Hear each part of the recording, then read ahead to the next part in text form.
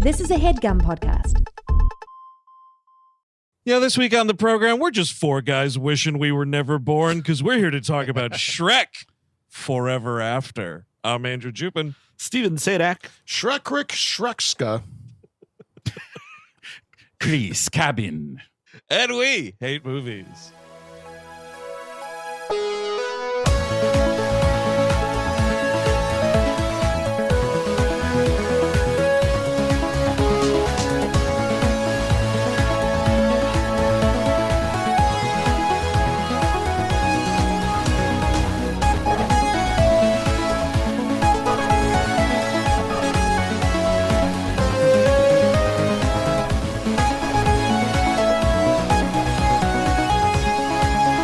Hello, everyone. Welcome to the program. Thank you for tuning into We Hate Movies, as always. That's right. We're going back for fourths. Here we are covering fucking Shrek Forever After from 2010. Yeah, crack that fucking beer. Directed by Mike Mitchell. You may know him as the director of now.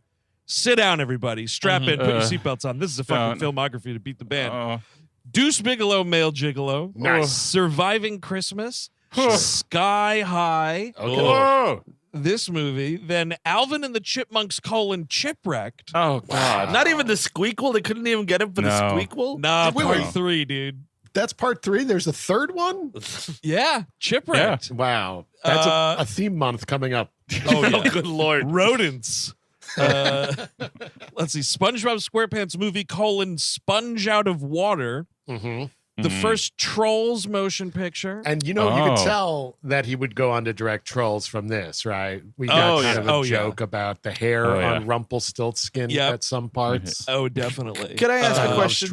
One more, and then I'll shut up. Lego Movie 2: the second part. Did that come out?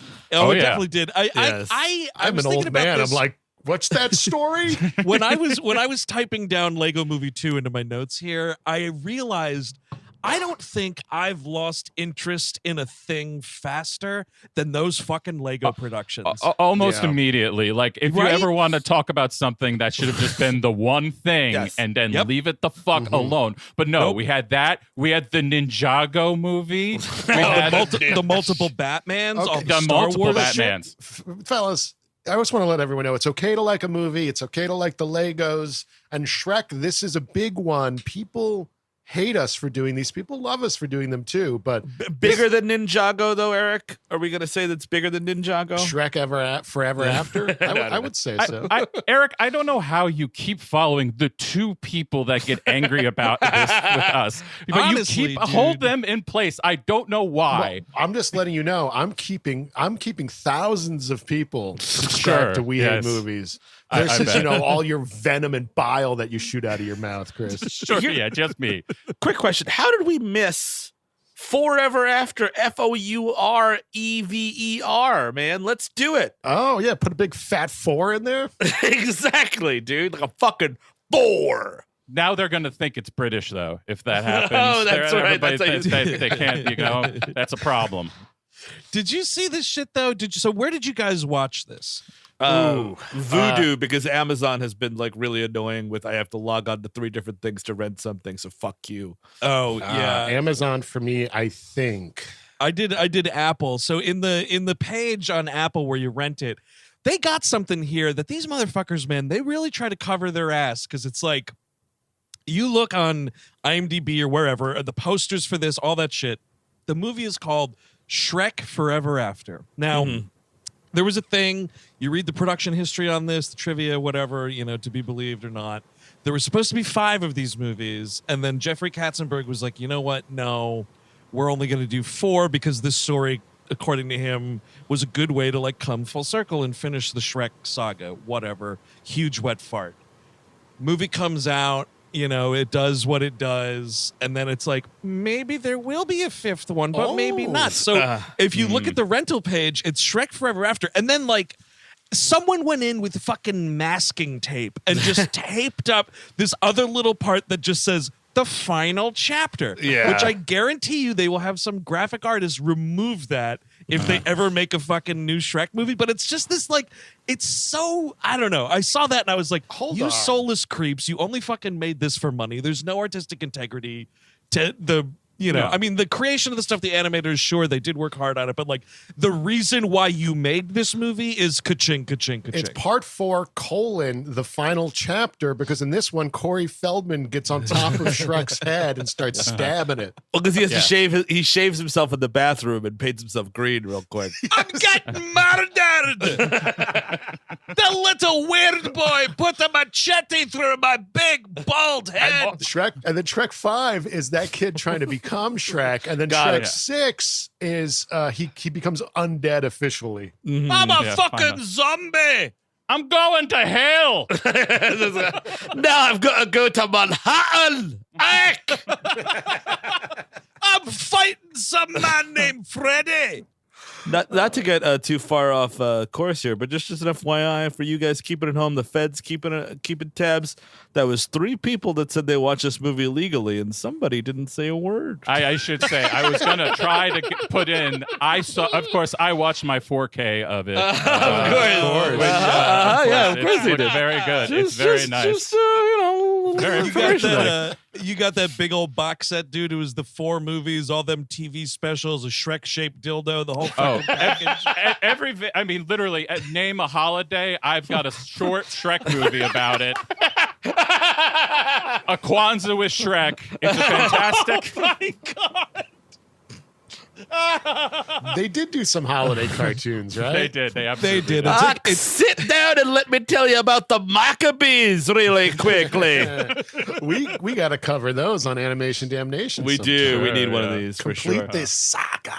Well, that was because I was like, I said something on Twitter like, fucking finally the last of these or whatever, and some helpful fucking concerned citizen was like, oh well, no, you have all these Halloween things and Shrek the Halls and Shrek fucks on Valentine's Day and Shrek my balls. Shrek's bank holiday adventure, for the UK audience. Right. What happens there? What they always say bank holiday. That just means like a day off. We call them in this country federal holidays. So when the bank is closed, it's a bank holiday. Way cooler than federal holiday, I have to say. Know. The bank is more important than the federal government in that country. So it kind of, good reflection there. I think it's good. Shrek spices it up for Valentine's Day. Him and Donkey swap. Oh, a little bit of swapping. Yeah, I'm fucking a dragon. Now the dragon's fucking me. And then they snowball. Oh, I don't care, Shrek, so long as she's gigantic and steps on me. Ooh. Now listen, Farkle. We're going to shit Shabbos today. Let me explain to you what that is. All right, we got to get down to the content of this movie, fellas. We've been having fun, and people get mad when people have too much fun at the start of a podcast. They're here to hear about Shrek Forever After. Can I talk about the DreamWorks logo for a second? Please. Yes. That's part of the part of Shrek Forever After. I had never seen this DreamWorks logo before. This new one, this flashier one, where you see the kid actually like cast that fishing pole. Whatever. And I was like, dude, you fucking casted a net to find a better movie out there, buddy? What are you doing? How long is this we're gonna watch this fucking kid wake up in the morning, brush his teeth? Totally. Like, how long do these fucking logos need to get? Blumhouse, I'm looking at you always. You teach a kid to fish for movies, and he can fish for movies his whole life, versus just handing him one. I mean, here's the thing, Steve, just to point that out. Like, I love a lot of the stuff Blumhouse does. Sure. Great. They've really brought horror into the next level here, in the 21st century. But my God, folks, when I think your studio logo is the first 45 seconds of the movie, that's disappointing. It's scary. It's so scary in there. It's scary. What's that chair going to do? What's that chair going to do? Creepy house. Old things are creepy. It's a little girl. Oh my God, young is creepy too. Those are the two things, old and young. All right, so we get this prologue about, way back before the first movie when the king and queen went to the wrong side of the tracks to get, Fiona's curse broken and met immediately. The first 20 seconds of this movie, fucking deliverance jokes. Witch hillbillies hanging out there. Yes, within like 2 minutes, a deliverance joke.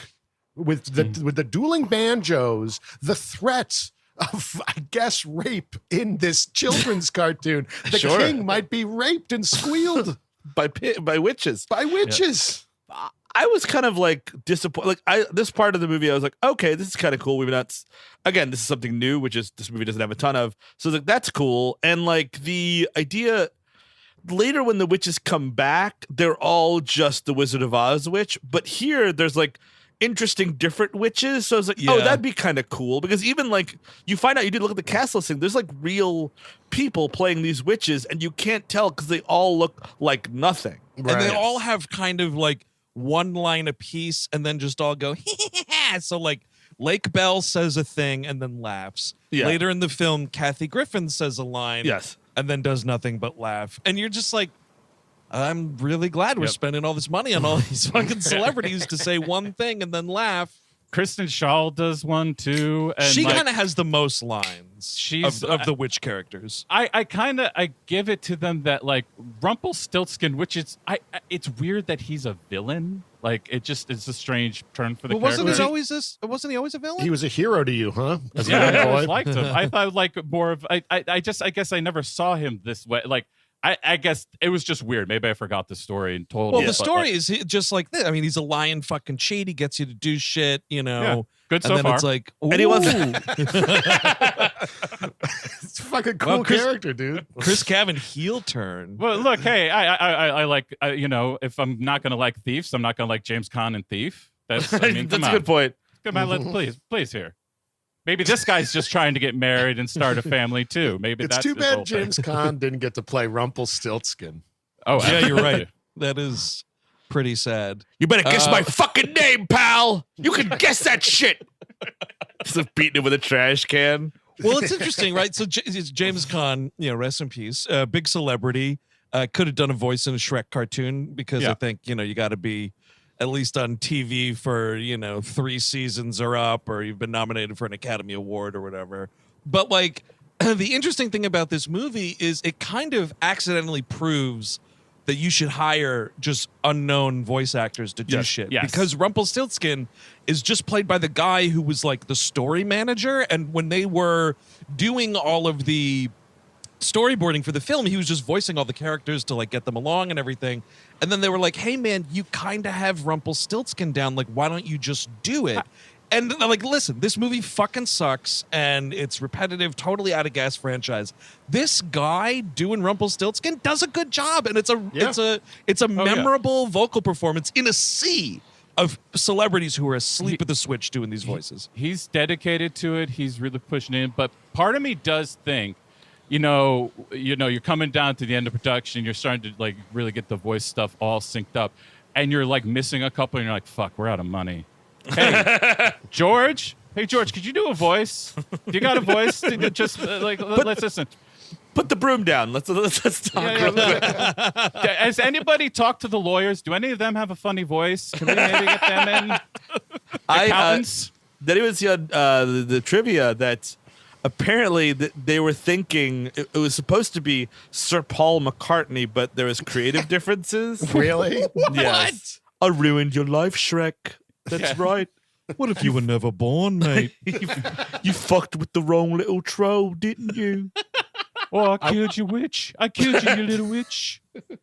I wonder what he objected to. What was the creative difference? Well, I thought, you know, Rumpel should sing a fun little song there, you know.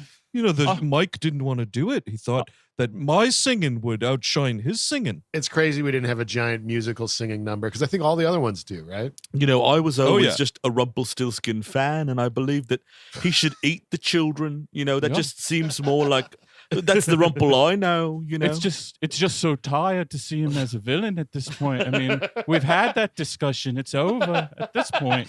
Why not see him for who he really is, which is a decent man who likes to eat babies? I love this idea. Shrek is the villain and Rumpelstiltskin's the hero. Yes. Oh, Shrek's a villain, all right, dude. Yeah, Shrek is a fucking villain. Oh, no, he's just a hard... first of all, in some ways, and I'll get to it. I'll just wait. All right, good. I'll hang up and listen. Hold tight. So this whole thing's going on in this prologue, and then like the king and queen are about to sign away their kingdom to Rumpelstiltskin, and then it's like, don't worry about it. The curse has been broken. This fucking idiot Shrek that we don't know anything about has come in and saved the day, and so Shrek screws over Rumpelstiltskin's plans. And so, now there's this years-long vendetta and a need for revenge, and the movie is kind of off to the races. Well, he becomes like homeless for some reason, which I don't necessarily understand. Like why? Yeah, I don't know, because you see the witches are all like hillbillies and hicks and whatnot. Yes. In the regular timeline, Right. And when they get riches, they're all fine and dandy, and so is he. So I guess they're trying to show the desperation of this Rumpelstiltskin character here. But no, he's giving like payday loans out. He's doing fine. Oh, I No, see. this is bullshit. But I will the fucking when so we are introduced to Rumpelstiltskin outside of the story, in the real world, in a library, and Pinocchio finds him, and there's this really, disgusting joke, I think. The guy says they're talking, and Rumpelstiltskin wants to give him a deal, so he's like, "Hey, want to be a real boy?" Cut to him being thrown out of the thing, and I'm like, it was kind of a diddling joke, right? Yeah, it's a little. It's on the fence. Well, yeah, 'cause Oh, Pinocchio sure. wants to be a real boy, right? Yeah. He's like But Data he's- from Star Trek, and But he that's why the reaction, if the reaction was positive, maybe I'd be like, oh, they're playing it for real. But the fact that he hates it, to me, suggests that it's kind of a diddling thing. You know what? I mean, I didn't notice that, but this is the fourth of these fucking movies I've watched. And I'll tell you right now, this franchise ain't above making jokes like that. So Yeah, I left the project over the kid diddling joke. They just wouldn't take it out, and I was like, do we really need to do this? his nose goes in his ass. It was a hard line for them. They just couldn't move past it. oh well, looks like I'll do another super successful world tour then. So whatever. We get to present day, and we get this montage of basically Shrek is being beaten into the fucking ground by domesticity. His soul is dying. It's the start of a John Cassavetes movie. This dude is miserable. It's amazing. Here's the thing. It's every day the same thing. You know what I mean? His you're changing the kids. You're doing the thing. I get that. The thing you need to cut out, Shrek, and you can cut out, yes, you now have children, you have a lot of responsibilities. You can tell Donkey and that fucking cat that they can fuck off. I am having a fucking eyeball teeny by myself, and I'm watching the fucking Bears game or whatever which would be the Three Little Bears, I assume. But whatever that is, that's what he needs. I'll see you next weekend, Donkey. Fuck you. It's just awful, dude, because it's every day Donkey is fucking slamming that front door open, yelling play date, and dropping all these fucking, I'm sorry, monsters Yes. off at Shrek's house, and they run fucking rampant through Shrek's house. Meanwhile, Shrek's got 3 kids of his own, these fucking disgusting little things. God. Oh my God. I'll say this. The one thing that this movie gets right, and we'll get into it, but this turns into a whole fucking It's a Wonderful Life thing. One of the most tired fucking tropes in storytelling, whatever. Which is no surprise that this movie does this then for the 4th installment. But I totally lost my train of thought fucking kvetching about all this. Well, I was just curious. Nonsense. Do you think Matt Smith on House of the Dragon would Yeah. like a donkey dragon or not? Do you think that would finally... Oh. Would that be enough to get him over the hurdle to fucking shove it in Patty Considine's face or not so much? It's a pacifier for sure, I think. Yeah, I think yeah. at I think least he's showing it off. Pacifier way more than motivator, right? Because it's like, hey, Matt Smith, look, you got this fucking furry donkey dragon now, dude. You don't have to be pissed off about not getting the throne from your brother and whatnot. Just play with this thing. Look how ridiculous it looks. Oh, there's Yeah, 5 man. of them. There's 5 of them flying around. You can kill at least 2 of them if you like. Because I guess you could do the donkey stuff with them as well. Yep. You could move bushels. Sure. Got it. Uh-huh. Absolutely. Yeah, dude, fucking moving those bushels hither and thither. Absolutely. Yeah. Bushels aren't going to move themselves. I mean, let's be honest here. Let's be honest. Dragon's just just going to remembered- step on it. So I This is just good. remembered the thing that I was going to say. The best decision that this movie makes, because it does this It's a Wonderful Life shit, is that it then, due to what that story becomes, his family doesn't exist anymore. all of those fucking kids don't exist for most of the movie, and God bless it. I think that is a screen test from Shrek 3, some note cards. Yep. None of those tested well. And like nobody likes in story. I mean, like there are stories with kids and about, parenting and all that stuff. But whenever a series isn't that and then becomes that, it means you're out of ideas and you're out of gas. And you're just like, oh, well, now it's, oh man, I got to wake up every day. It really sucks. And I know parenting is hard. I'm not saying it's not, but I mean, it's just this thing where and I think that they realized that they were painted into a corner. It's like, well, It's a Wonderful Life, and then they're not in most of the movie. Yes, they abandoned the kids for this narrative, and it's a smart decision, honestly, because no one wants to see this. I abandoned my boy. Yeah, this is parents. This is like you posting about your family on Instagram. No one wants to see this. Well, so the original one comes out like 2001. And it's a huge hit. So your main audience at the time is like 14 or 15 maybe, and like this comes out 9 years later, and it's supposed to be you're supposed to be growing with this character, I suppose. God, yes, because you also want to be a family annihilator now. But no, you're 24. Like you're maybe 25 at most. Like it just it goes from being a movie for kids to being a movie about like 38-year-olds who are depressed. Here's the thing, man. There are plenty of people that have kids at 24. Yeah, that's what I was going to point out, dude. Plenty of people having kids in their early 20s, and maybe that's a fair point. Maybe here's the thing. Maybe these Shrek creators were like, look, we're older than the fan base. We got like at least 10, 15 years on the fan base. Yeah. We have to warn them. We have to show them how fucking miserable they're going to be if they're having kids at like 22 years old. It's just, it's literally what else are we going to do? You know what I mean? Okay, so he got with Fiona, cool. They got married. Oh, that's tough. Well, what's next? Obviously. But I prefer what we first are about to see, which is like them, Donkey and Shrek going on vacation like Newhart and Rickles. And like that is to me a much more like the family vacation type. That is to me a much better a trope to deal with than fucking a midlife crisis from Shrek. Agree. Because he just starts because the idea is it's a montage. It's pretty effective, Also, there's this weird part where Shrek is a celebrity, which you could keep. No, it can't be both. You know what I mean? Well, like he's married to the princess, right? Like, I mean, I guess he saved the kingdom or whatever the fuck. Sure.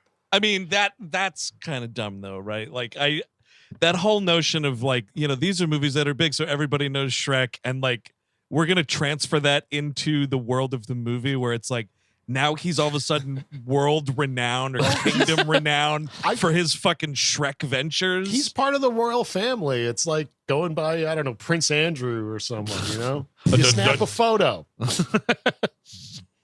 But I kind of think like he's sort of they're out of that whole thing, right? Like she's given up the royal life to go live in this fucking shithole. Braver with this guy, than Elizabeth too.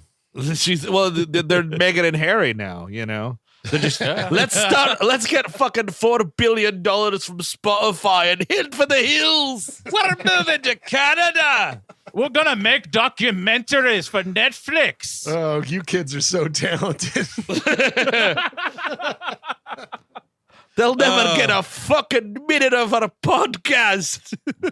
You fucking dupes. Have they never released any yet? I don't believe so. No. That's awesome. But that fucking check cleared. Don't worry about What it. a fleece. But yeah, so and every night Donkey and like blah blah, and it's like this thing where every night we have the same thing where we're telling the same story about how they met and lived happily. And it is kind of funny. Like Myers is like, they lived happily fucking ever. Oh, dude, I'm gonna get a shotgun. We'll see how happily ever after we'll all be. Hey, Fiona, you better keep those kids away from all my gym equipment, if you know what I mean.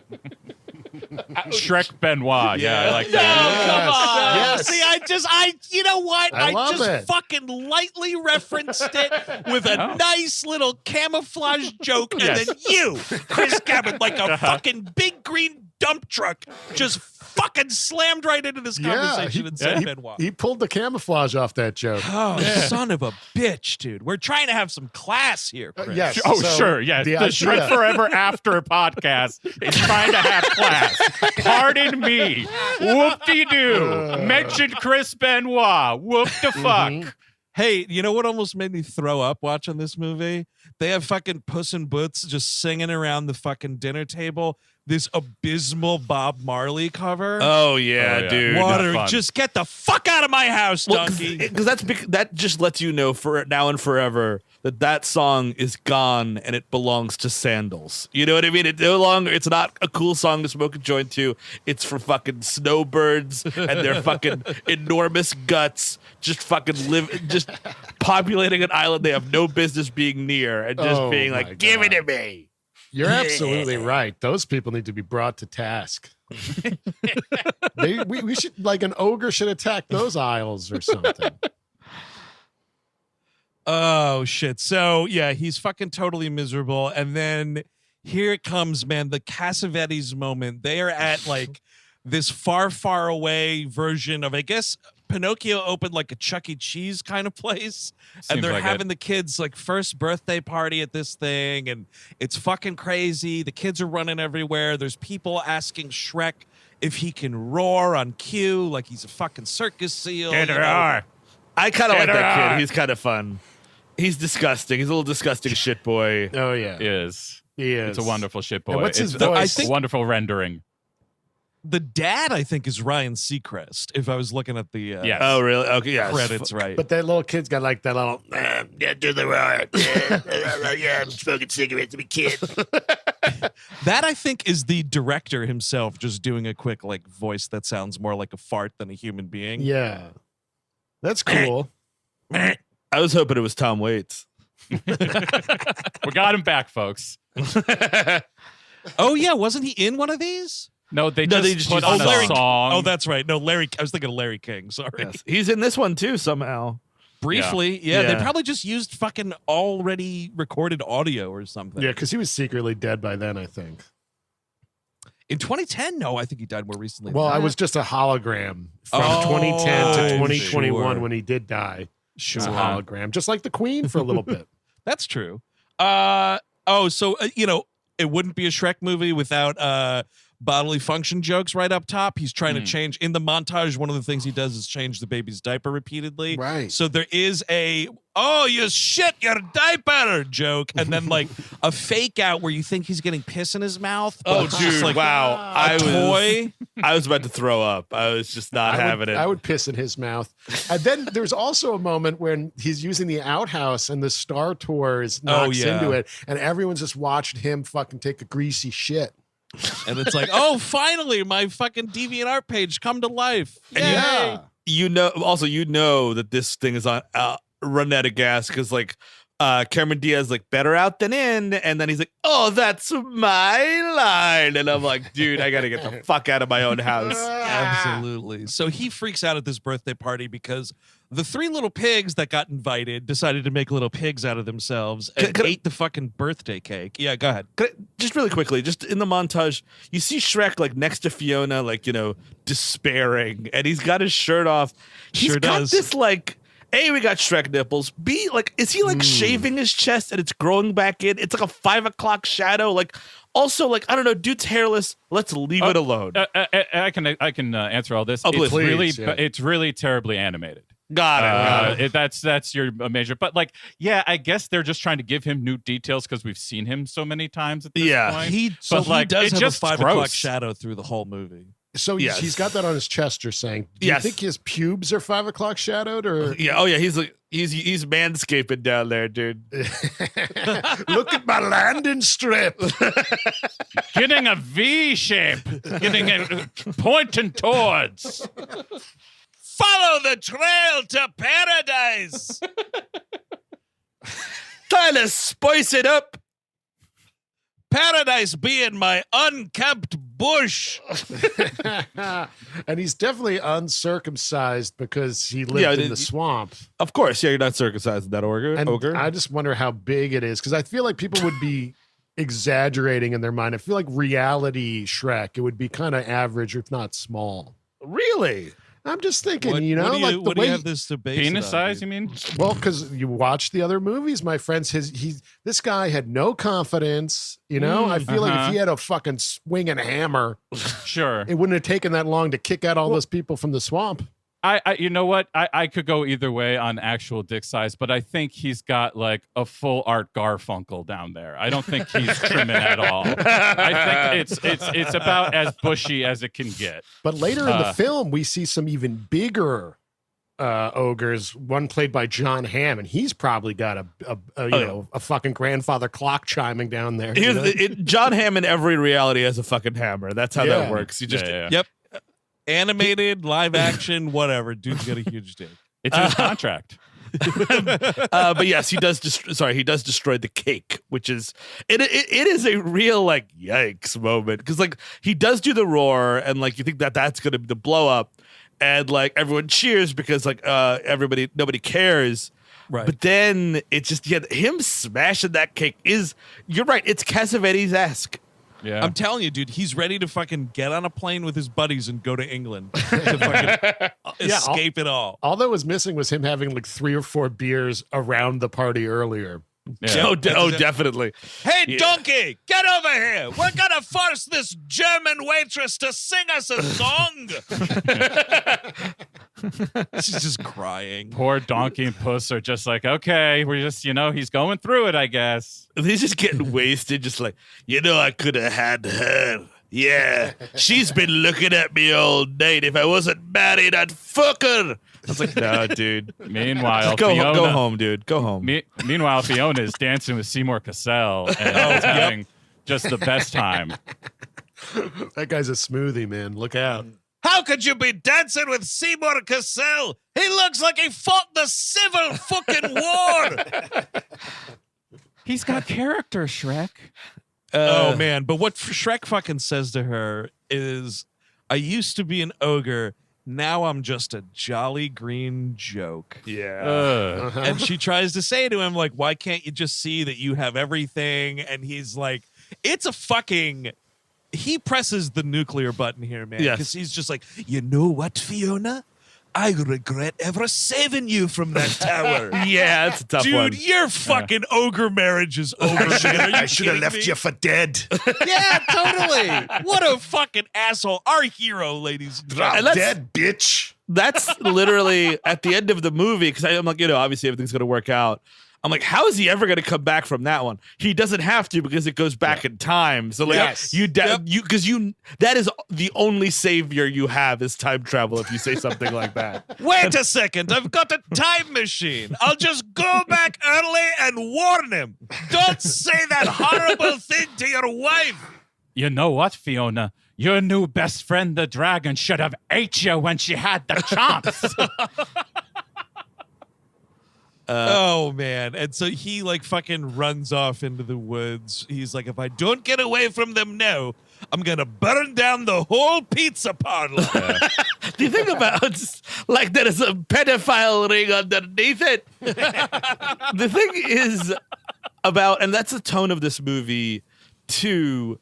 We play Fiona being in the castle as like a trauma. And it's like, how about we don't? How about it's just cute? Because in the first movie, like, it's sad, but it's like cute and fun and silly. You know what I mean? Yeah. Like, Yeah. I think that's a better tone than like, I slept every night by myself and I was so scared the entire time. I'm like, the fuck am I watching? Yeah, no, it's really weird because it's like, it's that thing where you have folks now that will look back on like fairy tales and whatnot, and it's like, gee, well, nobody was fucking, preventing the 7 dwarfs from being creeps, or fucking Prince Charming from doing all his kissing and whatnot. And I'm like, yeah, okay, it's totally fine, but also for over here, this is the 4th Shrek movie. Exactly. And we don't need to be doing any of that because, while you're here trying to address this trauma, this deep trauma that Fiona has faced. Can I remind you about 10 minutes ago when someone was fucking farting in a mud and shit filled hot tub. Yeah. Okay, this is Shrek fucking 4, folks. And like Chris said, the guy wanted to fuck a wooden boy earlier. So It did seem that way, I gotta say. I'm just saying it's out of the trauma is out of place. You know. Well, yeah, it's ridiculous because like it's kind of a city slicker situation where you start off way more serious than you need to be. Totally. But the way to do like you would think that would lead to at least kind of new jokes, but the whole movie is just calling back jokes from the last 3. Like, I don't know if there's an original joke in here. It's all referencing old shit. That's what someone's saying about this podcast. We're just doing jokes for the first 3 Shrek episodes. Look, we're coasting, baby. We're a hit too. Let's do it. But I would also counter Chris, and you're right. All the jokes are rehashed, but there's just not that many jokes because the tone is so somber this entire movie, and it's very weird in that way. It's very weird, and I don't know what I would prefer because I feel like if we had more jokes, which they traditionally do, and song and dance, I would fucking hate it even more somehow. You know? Yeah, it is easier to ignore the somber stuff than like a grating bad joke. Yeah. Well, what their option is, because you're right, because what they also do is they load up with action adventure set pieces. Yep. And like, look, that's fine for a Miyazaki movie where it's going to look beautiful and everything. Yes. When it's fucking Shrek and it looks like my asshole, like. I just don't understand what you think you're going to get out of this. Like, what thrills are you going to get from Shrek holding onto like a witch's broom for what feels like 15 fucking minutes? And that's right. Hundreds of animators worked tirelessly to create Chris's asshole. They got all the veins finally right. the first time adapted to the big screen. All the big hairs. It's fantastic. Yeah, that green clump there hanging near the hole, we'll call that Shrek. Yes. Chris, did you ever successfully get off all of those motion capture dots from there, or I mean, like, still a couple of strays? Unless I get a mirror back there, I'm never going to know for sure, and I'm not getting a mirror back there. You gotta invest in that mirror, dude. Not doing it. I'm sorry. There's a few Rubicons I'm not crossing. You need to mirror your bathroom floors. Oh yeah. You're shitting to look like Funfetti for a little while. So much like the Zodiac Killer or some sort of famous North American serial killer, Rumpelstiltskin fakes car trouble here in order to lure Shrek off the side of the road. He's got to help him move a couch into the van. Dude, he's just like, oh no, my fucking wagon fell on me. I need roadside assistance. And Shrek is so desperate at this point, he accepts this side quest, which somehow becomes the main quest.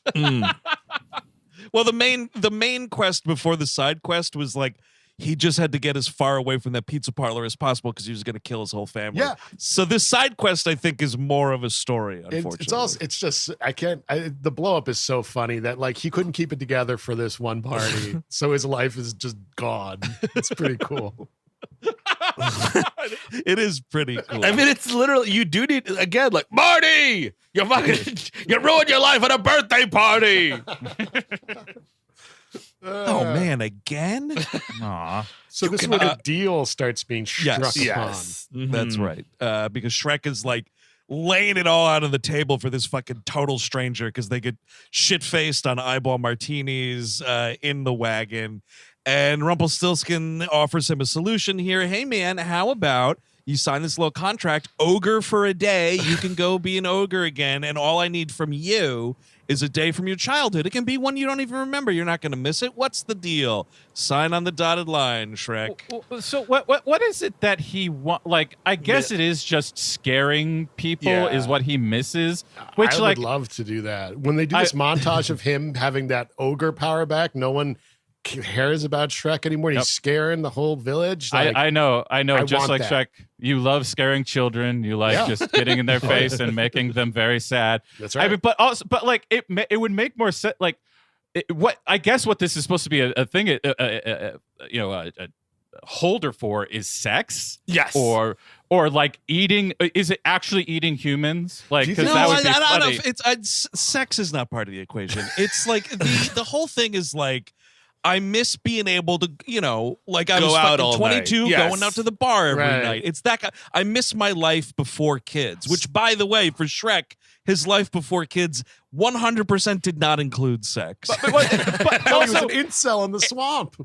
It was the same thing he's doing now, just without the kid. Like, literally, you were in the bog still. You were doing the same exact thing. You just didn't have the kids. Yeah, but now people are like polite to him, and that's a problem. Yes, he doesn't like that. I see. He possesses the ability to be an anonymous ogre again before celebrity strangled his life. Well, that's because that's the what's problem. going on. And Chris, Sad. you're right though, because it is having the celebrity part confuses it because it should just either be, oh my God, should I have had kids? This is really tough, blah, blah, blah, which is, that's one thing. Or, oh my God, should I be a celebrity? This is really tough. Putting them together waters down both and confuses both. Well, because Yeah. he wants to be a celeb, he does want to still be a celebrity. He just wants to be a celebrity for scaring people. Yeah, that's true. Instead of being like the prince of the land. Like I used to like my early stuff when I was scaring people. And It was really about the scares back then, not selling a bunch of records. Scare records.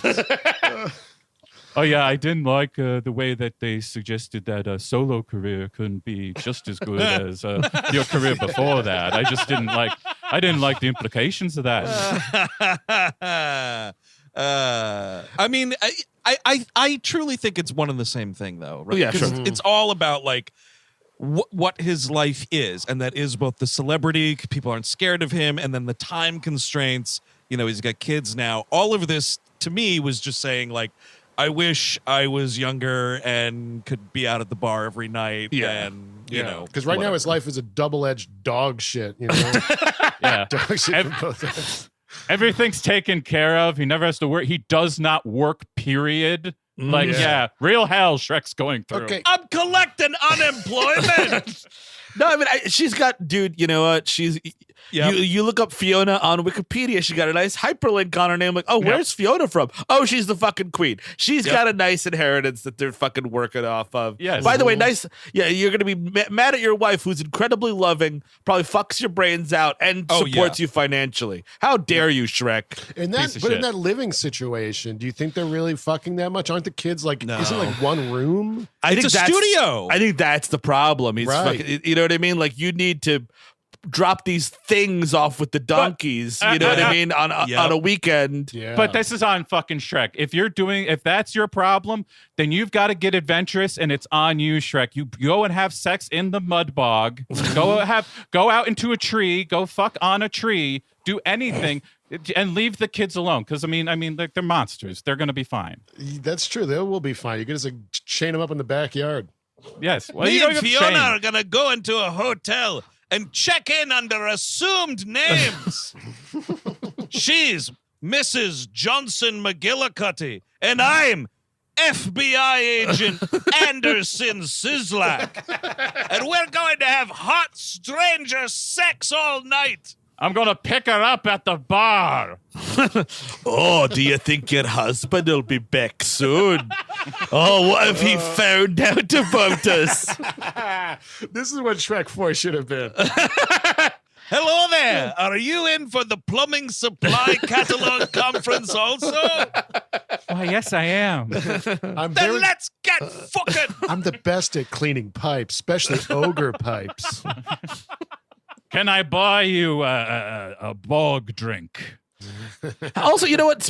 Good point. Because it's come up a couple times because he's trying to drink it, and then what's his face ruins it. And then like even Rumpelstiltskin, can I give you an eyeball teeny? Are these human eyeballs? These are like children's eyeballs. What do we think? Great question. I hope so. I think, maybe it was a thing, Steve, where like back in the day, yes, we used child's eyeballs. Got it. But now it's 2010. It's Shrek Forever After. It's like, imitation. Right, eyeballs. impossible eyeballs. Yeah, and this is also Beyond part balls. of what he is getting pissed off about, obviously, is that I used to be able to eat kids' eyeballs. Now I have to eat some filthy pig's eyeballs. Oh, definitely. Yeah. So he's like, to a montage of Top of the World. You got Karen Carpenter singing here. He's literally like an ogre and shit. He's making shit angels in a pigsty. Loving it. It looks a lot yeah. of fun, honestly. I would love to be a monster. Oh my God. It's so funny though, dude, because you are such a cleanly person and whatnot. There's no way you're rolling around in mud. Well, I could be a clean monster, No, Well, there's yeah, nothing but- exciting about those, though. Also, the ogre is just showering with mud. I mean, Yeah. you're getting out of the mud to get into more mud. I mean, I don't know if you would handle that, Eric. Yeah, I well, think the you'd be thing really is, upset. I think like I would have to acclimate to a whole different system, and I think once That's I got true. something down, and especially if you're in the forests and stuff or the mountains, come Yeah. across a lake or a river sometimes, Mhm. That's true. eat some I guess, fish, eat some hikers, I will say, of all of it, I can see you befriending a donkey. Yes, definitely. Just Oh, a, my God. a donkey that you believe talks to you. That one is very easy. Living alone with a donkey in the mountains, that might be my chance at peace, actually. Pretty great, man. Then you could entitle your autobiography "Just a Couple of Jackasses." It's true. So, he starts discovering, the swamp is actually like a drained wasteland now. His house is totally fucking abandoned. There's wanted signs on the trees for both him and Fiona. It's basically like, Jimmy Stewart running around his fucking town realizing there's just cat houses everywhere. Yes, exactly. The Pottersville thing. But it's also like he set back the civil rights movement that now every ogre, it's crazy. He's just like, I want it to be before the Civil Rights Act. Well, also, when did because obviously the point that is like, what do you call it there? A consequence of the first Shrek movie, like all because in the first one it's all like, oh, humans versus these like fairy tale disgusto monsters that have to live in fear, and Shrek kind of bridges that gap, and then now I guess the Rumpelstiltskin not so much. But my question is like, where did all these fucking ogres come from? There's like thousands of them, and like, I was really trying to think about this, dude, because like, is there anything in these previous films, like especially the first one, where they say anything about like him being the last of his kind or anything? Because I thought there was, but I couldn't remember, and I had the same thought, like why aren't we seeing these folks introduced earlier? Well, the problem there is you're mixing things up. You're thinking of Sean Connery saying, "I am the last one," in Dragonheart, and it sounds a lot like Shrek. I give you that. So that I think very close. What happened was, I believe, like all the other ogres saw Shrek and they were like, "Do I look like I'm like that guy?" And they all killed themselves. I see. And then in this version where he was, poofed away by a great Dr. Rumpelstiltskin, they don't have that shame of looking like Shrek. Sure. True. I mean, they don't look exactly like Shrek. They look somewhat like Shrek, but are bigger. They're all more muscular, which is a point.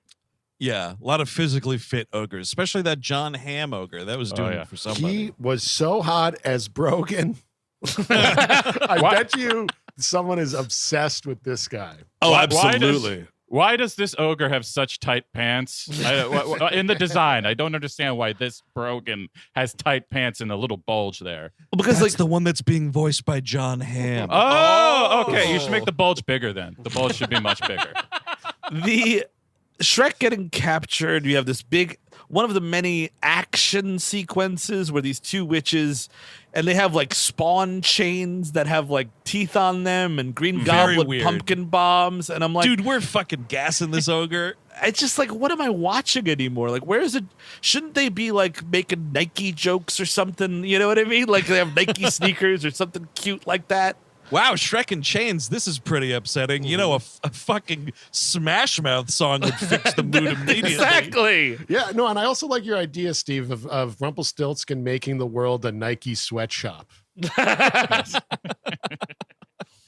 It does appear like he's got some sort of sweatshop thing going on, doesn't he? Well, he's enslaved these ogres. They're like moving the drawbridge and stuff, Yeah, a lot of that going on. We see the gingerbread man cookie guy is now a gladiator in this world.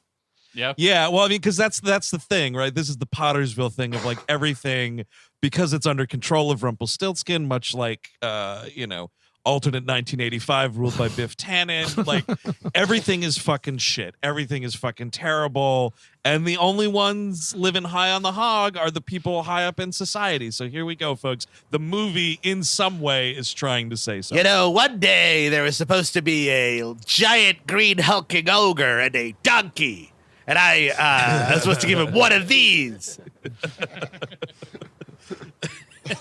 Never thought that giant hulking ogre was going to be you. Yeah, my stepson. You're supposed to be in boarding school in Switzerland. Oh, I love it.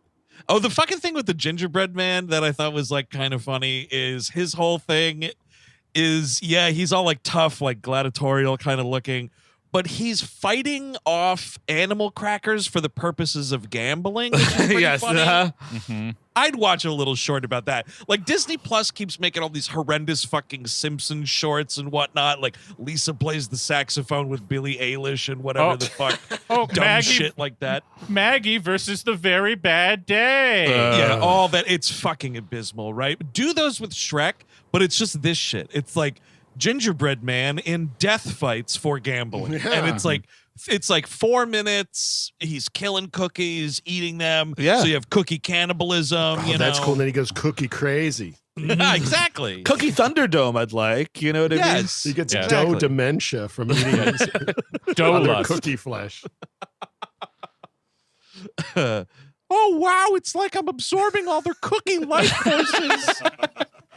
I'm going to drill a little hole in this cookie, and he's going to be a zombie for me. I feel the spirit. I feel the spirit of all the egg and sugar just rushing through me at all times. Oh, man. So, yeah, like Rumpelstiltskin lives in a castle where it's like a fucking dance club for witches all the time, and everybody's doing coke, and he's sitting behind a velvet robe. And this looks like shit, doesn't Yep, it, folks? terrible. It sure does. It's just so muddy and nothing. And like a big witch party should be like fun and like think about like Nightmare Before Christmas or something where everything has a crazy detail. Like go full fucking Halloween on it. Yeah. But here it's just like all the witches look the same and they all move the same and everything is a big mass of nothing. Well, you see, it's better if we just have a lot of them and they all look like crap than have a couple that look good. That's just good math right there.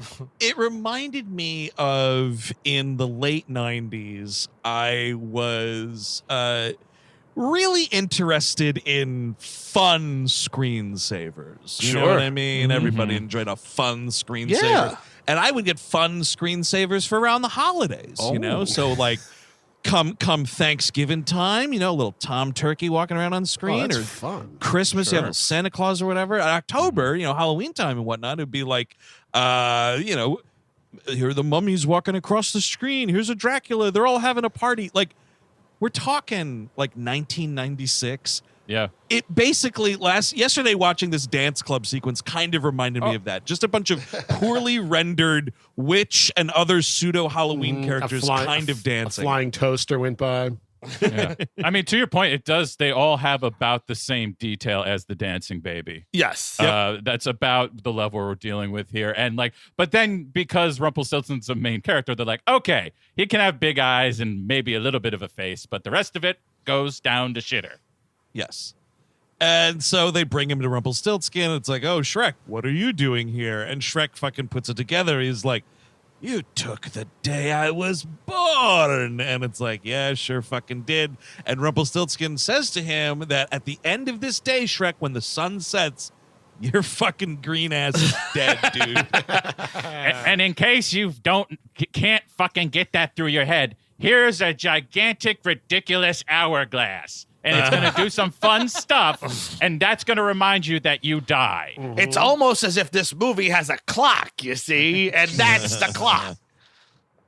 A clock that blissfully only runs to 96 minutes. God by the bless. way. Just Yeah. fucking putting that out there. Then he like escapes through. Oh, by the way, he's already met the donkey. We should say, like when and he's the donkey does not believe any of his tall tales about this Right. supposed past. the fun donkey gags. He's like a radio for the two witches, and that's just whatever. It's just Eddie Murphy singing, which Well- you know, sure, it's fun. Oh, I mean, it was in the first one, and everybody liked the first one, so it has to be in everybody has to do it all the time for the rest of the movies. And But this is where, like, yeah, he escapes by like stealing a witch's broom and he flies around. and this he is gets- like watching somebody else play a video game, and I am just disinterested. It just looks so bad. Yeah. I mean, Sure they does. do a whole, like, they bring him in shackles, and then, like, the whole I didn't like any of this imagery, I'll be honest. Yeah, with you. sure. But like, yeah, when they come to the fight scene, it literally just feels like a run through, like something you would show people to sell on a bigger project is Yep. what Yeah, this well, kind of looked like. I think they're trying to like lean in on, I guess maybe they're trying for more of a, I'm not saying they succeeded, but like spatial relationship, because they have the giant chandelier ball thing that comes into play for the big chase. It flies around the room. Eventually it seals the exit behind them. And this is sort of what we were talking about before, about how it's trying to be like action set pieces instead of the Shrek you all know and don't like as well. Yeah. But it's weird though, because it's not like those other movies are absent of adventure sequences true. at all. They're chock full of Like them. the run but for the tower, the first one. Yeah, they Yeah, definitely you have know, them, yeah. but giant gingerbread man at the second Fiona one. But has a little Matrix fight, but it's funny, or it's supposed to be funny. it's But not. yeah. Honestly, that's the thing. That's the thing. Is like I don't know what I want, because I never want any Shrek. And it's like, do I want them referencing 90s movies not every 5 seconds? Not really. Do I want them not to do that? Not really. I will say also this is very much the first movie that's in 3D. Oh, so that he must is, be it. That's what I he was is picking up on. definitely leaning it. They're definitely leaning into that. Like all this stuff is like the ball is coming at you. And like those movies, like once you get them away from 3D, it looks incredibly flat. Yes, Everything looks very flat. And that's I think is part of like why all the animation looks. I mean, the animation never looked good in these movies, but like especially in this one, I found it really chunky and like really bland. I don't know. Yeah, no, it's bad. I mean, I think actually in the scene right here when they are riding, I mean, well, not right here, but when he's riding to the castle, you know, and Donkey's pulling the wagon or whatever, what they do, I think it's this shot where they go way like ahead of Donkey. Maybe it's not this. There's a part where the camera really goes in tight on a wagon, like horse-drawn wagon, and we're doing like a camera's going through the wagon. And as it approaches all the horses, I remember thinking like, those look terrible. Yes. Like Yeah. just absolutely poorly rendered. The castle too, like Rumpelstiltskin's whole thing, it just like looks really lazily done. It looks like something that modern day like Netflix would put on one of their like the Boss Baby TV show. Yes, like, yeah. It's just Yep. cheap as hell. We should say, speaking of Netflix and all that stuff, the goose, Rumpelstiltskin has a fun little goose that's next to him. That's directly from the Puss in Boots movie, which come out next year. Like somebody was cheating on somebody else's paper, and I'm like, you can't have this goose in both movies. Now, in the Puss in Boots, I was trying to remember this. The Puss in Boots movie, it's the goose that laid the golden egg. Yes, it's like Yes. this enormous goose, but it's the same kind of character design. Like the joke is in both of them that geese have these horrific teeth, which is funny because geese are kind of gross, and like that's kind of what they're leading into in both instances. And it's not, But this movie, though, we see nary a golden egg laid. no, Is that correct? Yeah, I was. Yes. Why are you posing this to me like it's a deposition? And I'm just, Oh, well, Steve, surprise. You are here. This is a fucking Senate hearing on Shrek animation. I'm taking notes for the Washington Post right now. Now, Mr. Sada, could you read the top paragraph, please? There is a goose in both films. And you say this lays golden eggs. I thought maybe this goose was possibly a reference to. Let's try to read the statement without your commentary, please, Mr. Sada. Mother Goose, possibly. Now, you do know the definition of a cinematic universe, don't you? They might be trying to set something up here. Mr. Puss in Boots, Sadak, both movies. Mr. Sadak, is there a Mother Goose in this film, though? She is not referred to as such. Sir. Oh, Senator. that's interesting. That's interesting. I believe you're lying to this council. I mean, it's really stupid to have a huge goose in this movie and not have it fucking lay an egg. Sure. Yeah. But it doesn't It's do pretty dumb. anything. So whatever. No, it just hisses at people. It does, which is kind of fun. I always like a goose hissing. He escapes, and now we're on the road, and this is when he starts crying, and Donkey decides to help him, and Donkey's like, "Oh, if I look at your contract, I can find the loophole in it through origami." You know, through origami. Mm-hmm. Or origami in this case being like what you did at the back of the Mad magazine. Yes. Yeah, it's not like actual origami. It's just like putting a thing together in a weird, stupid way. and it's a piece of paper, and Donkey does it wrong the first time. Beep. Yeah. And then what Shrek was does it the right way. Try lose bliss. Yes. Oh, it's actually supposed to be true love's kiss. Idy Aller. I mean, try lose bliss. Maybe, I mean, that might have been more of a Buddhist, maybe that's what he's supposed to be trying to do. It's just kind of funny that like Donkey's like, hey, here's this thing I know how to do with all of Rumpelstiltskin's contracts, and I'm the only one that knows how to like fold it amongst the two of us, so I'm going to do my little donkey folding here. And then Shrek is just like, you're doing it wrong, and like fixes it. And I was like, but you didn't even know. Yeah. But then you just, Okay. well, whatever, movie. Sure, yeah. It's a cartoon, right? Yeah. Yeah, you love those. Well, how are we ever going to find Fiona? Well, it's only a 96-minute movie. Oh, they're trapped by ogres, and she's one of the ogres. There you go. These That's are right. ogre freedom fighters, my friend. They are because of Shrek setting back the universe. This is what has to come to this physical violence against the state. There's a fucked up thing here. Like when Donkey's like, yeah, true love's kiss. Okay, that's what it says. They've deduced, I got to find Fiona. Another of these, like, it was so damaging for her to be in this tower, is they go to the tower and she's gone, and he pulls back this fucking curtain, and there's a wall filled with hash marks for like she's been in like prison. I mean, she is in prison, but you know what I mean? Like, just like, these are all the days that I fucking spent in this tower. And I'm like, I fucking saw Shrek 1. Yes. Okay. But also like, I don't need that kind of I don't need to be thinking about that. It's a fucking Shrek movie. He farted in a mud puddle. Like, come on. Well, that's the problem with the whole fucking thing. Like from the beginning, like it's drama where there should be jokes. Like I don't fucking care about this shit. No, and I mean, like, how about like a fun joke about like she got like Tiger Beat posters all over? Yes. This. Yep. She was a teenage girl, et cetera, et cetera. They're actual tigers, There you go, dude. like tiger people. We just punched up a script. That's There you go. perfect. Yep. Look at that. That it is. It's an easy punch up. Tiger Beat magazine, and the cover art is a picture of an ogre punching a tiger in the face. I love it. A big brawny fucking ogre. Yeah, exactly. It's the John Hamm ogre. He's fucking punching a tiger. So yeah, they do get captured. Oh, sorry. by Then Dylan Baker walks in and starts jerking off. Listen, if I had one of me friends sleep over, would you be peering in the room doing stuff? Man, No Dylan Shrek. I'd just jerk off. Dylan Baker ogre, man. Yikes. That's too much. Yeah. No, that's, you know what, then the Ogarian genocide needs to commence. They wouldn't even let him be the lizard. It's such a I really think that's it. I mean, like, I like Dylan Baker as an actor. Yes. I think that movie just ruined his career so hard. Everyone's like, I don't like that guy. Like, you know what I mean? He was too good. Well, too good. All of at a it. sudden, everyone's seen a Todd Solondz movie, and it had to be that one. You know what I And mean? here's- That's unfair. I think you're totally right, Steve. And Eric, I think you're totally right too. But it's weird because, like, other people have dodged this, right? Like Kevin Bacon in that fucking Woodsman movie. He's doing just fine. Jackie, and that Jackie was a Earle Haley fucking- got to be in Watchmen, you know? Oh, that's right.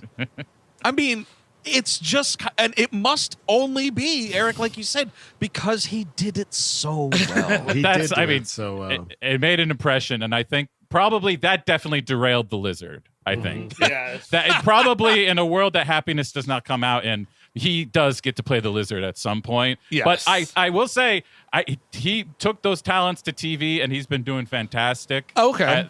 In The Americans, he is unfucking believable. Oh my God, dude. Yes. I forgot about him on that show. Exquisite fucking Incredible arc of acting. performance. Just incredible.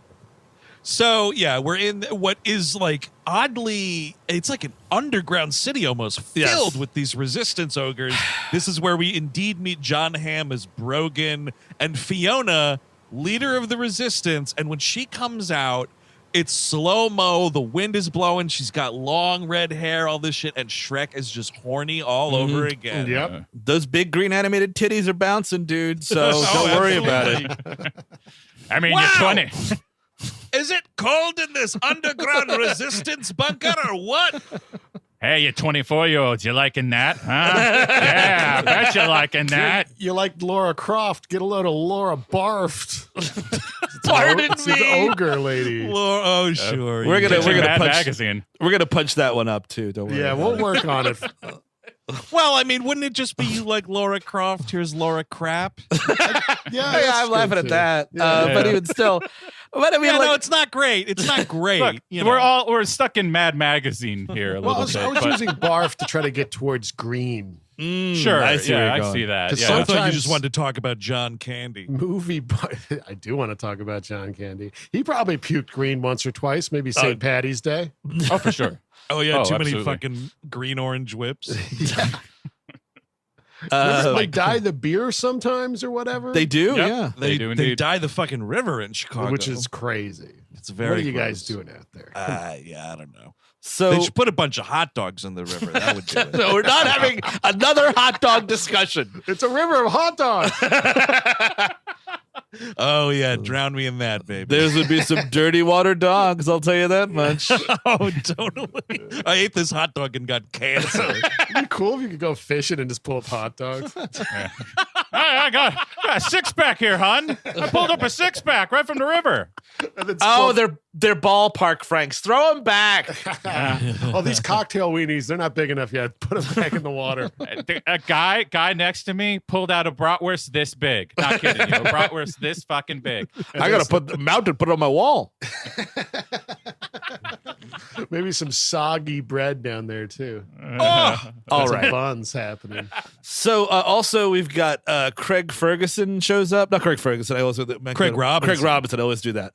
Craig Yeah. Robinson is in this, and like he's got. And I mean, you want to talk about old ass jokes that just always never age well. They're planning the big offensive, and he's like, and I'll be over here with a chimichanga stand, and I'm like, fucking. It's just that like that Simpsons gag when Homer goes to clown college. Like, here's a list of funny words. Cucamonga, you know what I mean? Chimichanga. It's just a funny word that we just love to say. That's don't why we? people say it all the time, right? I don't even think I've ever had one. Oh, first of all, What is it? Fix that Fantastic. immediately. Fantastic. Well, like when I go to like a Mexican restaurant or something, they've got like, real stuff on the menu. What is a Yeah, it's- chimichanga? It's kind of a deep. It's basically a deep fried burrito, kind of. Yes. So yeah, this is like 7-Eleven stuff, right? No, this you can get chimichangas in Mexican restaurants. Absolutely. Can you? Yes, it's like it's a Tex-Mex thing Oh, more than not, but it's That's the They're problem. quite delicious. It's a deep fried burrito, man. That Place- you got some. Sometimes they'll melt like cheese on top of it and whatnot. I'm sure it's good. I'm sure. Interesting. I love all that slop. In place of origin, Tucson, Arizona. So we'll have to try one out in Phoenix when we're there later this year. Oh, Great idea. Yeah, There you Tucson, go. nice town. Been there as well. It's good spot. I do have to underline it though, Eric. They are real. They are real. Chimichanga does exist. I thought it was like a fucking, I thought it was like maybe, a white suburban 7-Eleven thing that Deadpool had to reference Oh, No, it's for not like the taquitos. audience It's- to like that's the a t- movie. You're thinking about taquitos. Those Yes. that's Yes, different things. 7-Elevens are at taquitos, but That's what I'm Deadpool thinking of. definitely a chimichanga thing. And I was like, what are the dates of the movies Yes. here? And this is 2010, and that first Deadpool movie wasn't until 6 years later. I- And the only thing I wanted to throw out to you, Steve, Uh-huh. are chimichangas baked into the comedy of the comic line, or was that for the movie? Yes, Senator. As far as I can recall, yes, they do actually. No, they do actually reference that he's making chimichanga jokes for a very long time. Okay. Yes. So my theory about the Deadpool writers being influenced by Shrek Forever After. Thank God. Not a lot of weight. But I to just that. think it was all in the same air of just like silly word chimichanga. Well, Yep. yes, Mr. Sadak, but don't you know the whole backstory of Deadpool, don't you, sir? Yes, Senator. I mean, I'm not an expert, but What was his real name? Wade Wilson, sir. I rest my case. Look at the boy. Able to answer This all man is a loser. Look at his little Willie getting all hard thinking about comic book history. Guilty of being a loser. The worst crime in America. You get the death penalty, son, because you're a loser. I did a gavel with a beer can, though. I like it. I do, dude. I've been tried and executed for being a loser. You know who else is supposed to be a loser in this movie is fucking Puss in Boots because he put on a few pounds. These fucking assholes with this fucking I joke, will man. say, though, you want to talk about things from comic book movies that might have been watching Shrek the Fourth. This is just Fat Thor, isn't it, folks? Yep. And that is, you know what I mean? Like, it's your intrepid hero, and he got fat. He should at least like have a position in Rumpelstiltskin's government if we're going to do the fat cat, right? Yeah, like if you it. made him evil, that would be interesting. I mean, the thing that you could do, because this franchise ain't above it, folks. He's just fucking a total catnip head. Like he's a total cokehead. Yeah. Play it that way. Yeah, play it like he's a cokehead and he's totally fucking useless to Fiona and whatever, man. Then you're not making these fucking lazy fat jokes. He runs into Shrek at the outhouse because he's already in there doing catnip, right? Yeah. Dude, like a little Carlitos Way spin-off kind of thing. Heart of Glass is playing. He's at the catnip club. Oh, yeah. Driving Totally, a Ferrari everywhere. Just this beautiful shot of Puss in Boots just slowly walking down the stairs, or Puss in Boots' girlfriend maybe walking down the stairs while Heart of Glass plays. Yeah, it's just, I really fucking hate this. Like, it's just so lazy. It's like, how can we show a character fell on hard times or might be depressed? Well, he's just a fat piece of shit, I isn't he? think they thought it would be like super cute for the kiddos, you know? Sure. They're like, oh, look, a little fat cat just like ours. We don't feed properly. Fat comedy is, it's still a boon at the time, 2010. Oh, We're yeah. still seeing and I think part of his depression had to be that his friend Puss in Socks got chainsawed in the bathroom. Yes. And he, after that, you can't really blame him for what happens. It's hard going through that stuff. My friend was chainsawed in the bathroom. Now I am obese. I should have never trusted Robert the Loja Cat. Chimichangas are the only real evil left. I couldn't get it out of my mind. I had to have Michelle Pfeiffer cat. I just had to have her. I mean, yeah. I get it. I get it. It's pretty good pussy. Oh, swish. Yep. No, look, I'm wearing my loserdom very well right now. So this is how that works. Once you're convicted, it's you go Exactly. wild. It's actually quite freeing. Very, very true. You're going to have a good night's sleep tonight in your cell. Loser cell. Yeah, it's solitary confinement. They call it the loser's cell. You don't have any friends in there.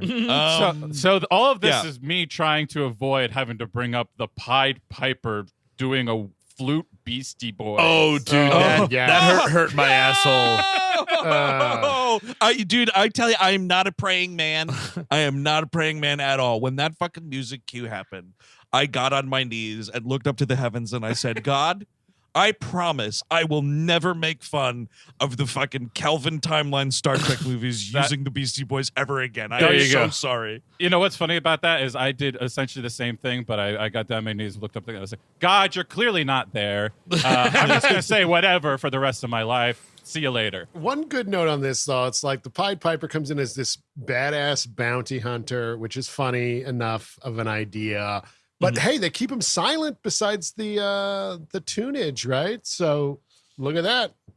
Played by William Steig's son, by the way.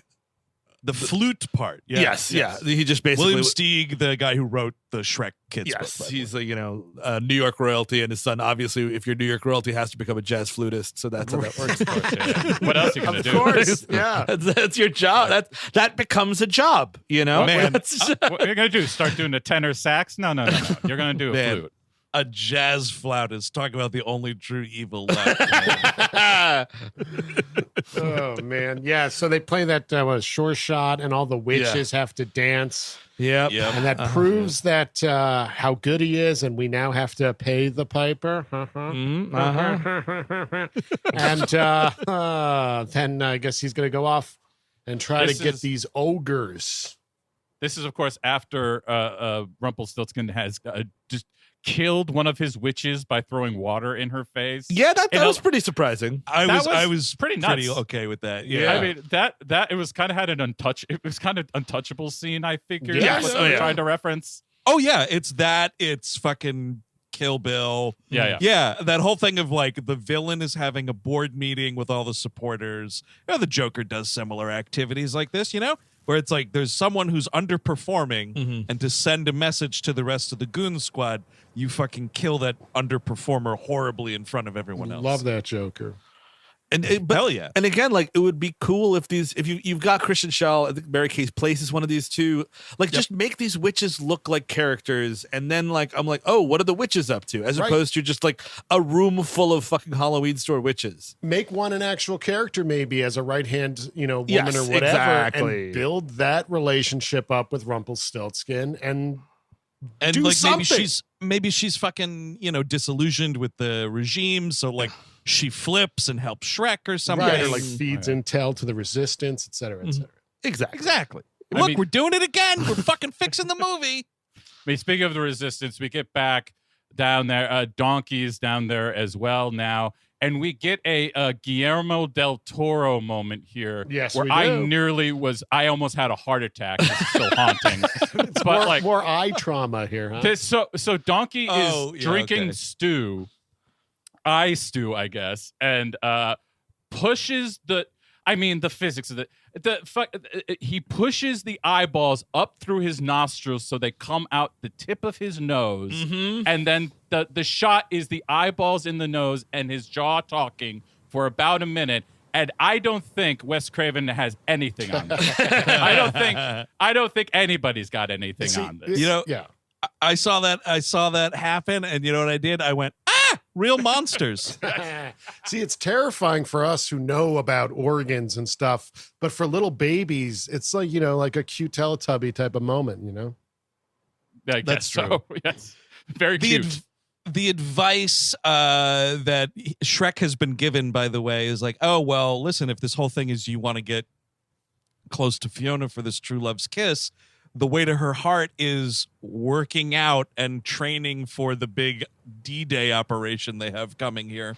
Oh boy. So he's like trying to fucking, Fall in love. do Yes. like battle with her or whatever. And she's like, you're going to get yourself killed in this ambush tonight. They're planning on raiding Rumpelstiltskin or whatever. And so it's just them like fighting for a while. I will say, legitimate laugh. It's just these two ogres standing in front of each other, punching each other in the face. Yeah.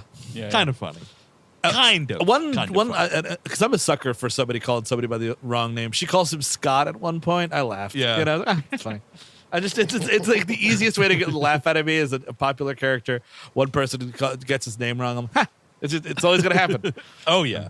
Did you laugh when Donkey says, "That's redonkulous"? I did not, Senator. So I'm still a loser, but not that big of a loser. Well, I didn't laugh when Donkey says redonkulous, but I did laugh when Puss in Boots says redonkulous. He's the one that says it. Oh, Donkey says that was a catastrophe. Yeah. And the only reason I laughed is because you have Antonio Banderas going, "Don't you mean it's more redonkulous?" And I was like, you know what? Him saying redonkulous, pretty funny. Antonio Banderas. Mr. Jupiter, you tell me that you laughed at redonkulous coming from a Shrek 4 movie. Senator, I've been known to laugh at the use of redonkulous in many occasions. I answer the question, Mr. Jupin. Did you laugh at Shrek 4 when they said redonkulous? Yes, that was a legitimate. All right, we got another guilty of being a loser. Let's put him in the cell.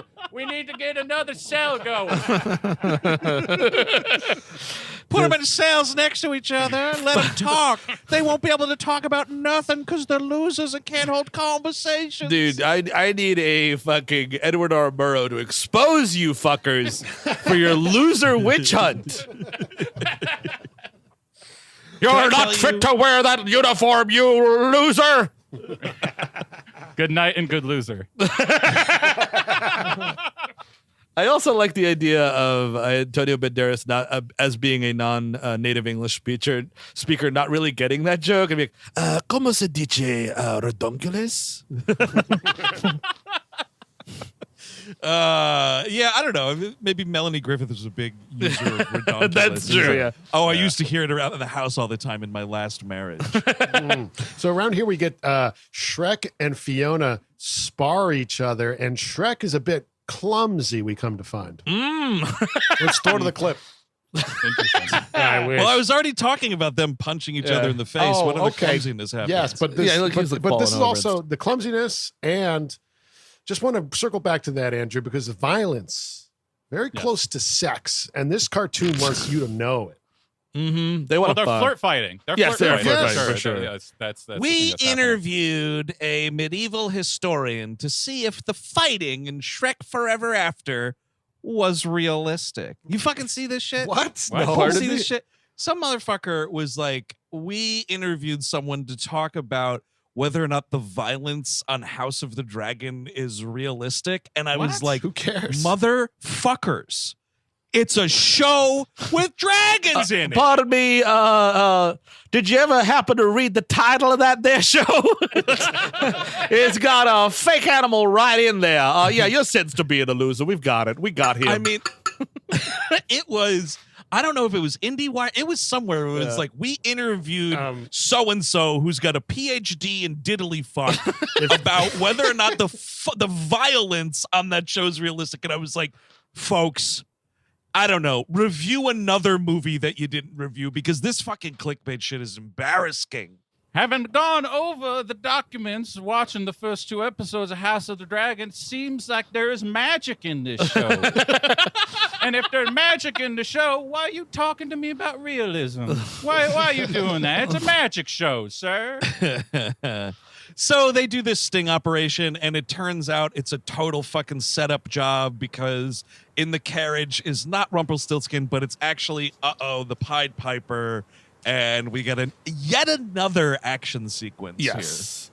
And oh, by the way, they're missing, Shrek and Fiona miss the siege because they're like flirt talking and stuff, and like this is when he really talks about, I know everything about you. I know you cried yourself to sleep by candlelight for 15 years. Hey, are you getting it was fucking dark in there? It's like that, let's make Shrek more like that movie Room. How about that? And I impregnated you 3 times. Like, come on, folks. But so like when I rescued you from the tower, we stepped outside and you went, what's all this? And I went, it's a field. And then you went, well, the only world I've known is that tower. It was like Room. very dark shit here for Shrek Forever After. But Brie Larson gives a powerhouse performance. She does. Yeah, I mean, but yes, while this is happening, Rumpelstiltskin has captured all the Sandinistas. So now, I mean, Fiona is pissed. Even if she wasn't pissed before, now she's furious at him. Mm-hmm. And they're forced to dance as well. And what's this? Thank the Lord for Donkey and Puss in Boots. They got a wagon now, and they run through, get Fiona and Shrek. They fall into this wagon. I don't know how they both don't die from the weight of those beasts. Mm-hmm. Yeah. And then they go off into the horizon to get away from the songs, and then off a cliff, because this is an action movie here. Oh yeah. Point of order, gotta point out whenever we get into fucking pervert palooza with these movies, and here it comes in this whole sequence. All the fucking ogres are dancing and whatnot, and they have this shot where Fiona, much like some sort of beach blanket Jackie Treehorn party, flies up in the air, and we are doing slow-mo, like, look at this glistening. And I get this character is voiced by Cameron Diaz, one of the most beautiful people to ever exist on the face of the earth. It doesn't translate into Fiona the ogre being sexy. It depends on whether you like the big old green titties. It's your that's your question, dude. Glistening green bosom and whatnot, and I'm just, man, fucking puked out. No, I think the American people are supposed to very much relate to this, Yeah, they like their cartoons curvy. Most Americans look like ogres. That's no surprise. And they could see their own lives reflected in the beautiful opera that is Shrek Forever After. So whatever, like, now Fiona's furious with Shrek. She even kisses him, like, as a, like, you know what, fine, I'm gonna fucking kiss you, I'll kiss you, because he thinks the second she kisses him, everything go back to normal. She actually doesn't love him when she kisses him, so nothing happens, and now we're sad yet again. Oh no! But now But Yep. Rumpelstiltskin is offering a deal of a lifetime. And Oh, there's- yeah. I guess this is, we get, of course, a callback to the mirror guy from the first one who's like telling everybody about this deal and like, Yes. hey, if you bring us Shrek, you get, I guess, whatever. But- we don't but- want to really have details here because we're lazy as shit and this is the fourth fucking movie. Chris, But let's just say it will work. You're glossing over one detail is that the mirror guy says, and now this is supposed to be a dig at Rumpelstiltskin, where he says there's Yes. a message from your tyrannical dictator, and it's Oh, just yes. like, you mean the king? Because that's the fucking definition of a king. Yes. Just Literally say what they are. king. And FYI, there's no such thing as a good king or a good queen. No, If you can not believe it. really. If you can believe it. Yeah, If you you know, can believe whatever you want to put in your scrumpet, that's fine by me. Just don't talk about it. Oh, well, there is whole- one good queen and it was fronted by Freddie Mercury. That's true. R.I.P. Now true. that's a sad death. No, that is Yes. a tragedy. Oh, but his whole thing when the mirror is showing folks that like out in the street, it's supposed to be like their TV broadcast kind of a deal. It's definitely Rumpelstiltskin doing like a like TV infomercial thing. Yeah. Yes. Which I thought was kind of funny the way this is all structured. But yeah, the whole thing is basically like there's a bounty on Shrek's head. If you fucking bring Shrek and turn him in, you get a deal of a lifetime, which I took to believe, yeah, it's like just carte blanche, like whatever you want, Rumpelstiltskin's going to give it to you. So this now is like fucking John Wick, where Yes. like the land of far, far away is populated entirely by assassins Right. who are all coming for Shrek's head. And honestly, it would have been more interesting if they leaned further into this, or maybe this was more of the plot of the movie in some way. Yes, Because do it kind earlier. of just fizzles out. I mean, the cookie monster, not that one. The gingerbread guy comes Yeah. out and looking for him. It'd be cool if Cookie Monster fought Shrek or fuck Shrek. Draw that on DeviantArt. The gingerbread man comes out, but then Puss eats him because he's fat. Yeah. Right. Yeah, That's fat the people big do joke. that. But that Yeah. reminded Yes. me of what I wanted a little bit in this, because this is a alternate timeline that will evaporate. Let's get some stakes. Like at a certain point in the big fight, Donkey gets eaten by the dragon, but then she spits him out. Like, no, what if she just ate him? I mean, I know that's pretty dark. Maybe that's far Yeah. too dark for this movie, but like he's going to evaporate anyway. I like it. and It it's- sets up how they have to go back in time. yes. I think you don't have to move too many places for this to get dark, Steve. Yeah, I think that's it's dark true. already. I Sure. mean, there's this weird psychosexual moment where Pinocchio carts Geppetto in Yeah. painted green and is Yeah. like, perform for them. Come on. You're Shrek. Come on. Do it for me, you bastard. You It's made kind of- me. It is funny where I think Rumpel says, that's just your dad painted green. He's like, no, it's not, which is, it's Yeah. Then Close his to nose human. grows, and then Yeah. we could have had Yeah. a reprise here of how about I make you a real boy in the back room? How about I take you in the back room? Yeah, to make it clear. Get more intention in Rumpelstiltskin's voice. Really. Yeah. Make it really, really change the scene. Or hire Dylan Baker, the ruined actor. Todd Solondz, Shrek 4. oh God, But better movie definitely. Oh, for sure. Shrek realizes that Fiona's never going to love him, so he's got to do something. He's got to set things right. So he turns himself in, and his wish is that all ogres are set free, which is like, that's very nice. And Fiona will, and he's also, this is a move, by the way. This is totally, no. You're just helping an old lady on the subway looking at somebody else like, huh? Well, you see what I'm doing? Yep. Yeah, exactly. I'm not doing it for you, old lady. I'm doing it for all those other people to see how great I am. They're all going to go home and tell their partners about me. They're just going to say, I saw Sure. this nice man on the subway today, and he was being so nice. I'll be known by millions. Yeah, you look like an ogre. But Fiona is not removed because she's not all ogre, which is, you get into weird territory, but sure. Dude, But- this Very is weird. Rumpelstiltskin talking about some pure blood shit. And I was like, Shrek 4. You got to respect that he found a loophole, though, right? He did, yeah, that's his technically gimmick. all, Yeah, that is his. Yeah, it's his Now, whole thing. Shrek, just wait. I have to get my calipers out real quick. And then, So it's the big last fight. The dragon shows up, and Donkey realizes that he likes the dragon, so they're like flirting, and that's something. They do like a Luke Skywalker wrapping the fucking cord around the AT-AT. there. yes. Oh, yeah, And they put the they fly around. They're both chained together on the same chain, and up in the ceiling is where it's like connected or whatever. So they're flying around like Cirque du Soleil shit basically, and they wrap Dragon up in the chains. Yeah, this is some BDSM. And she falls down.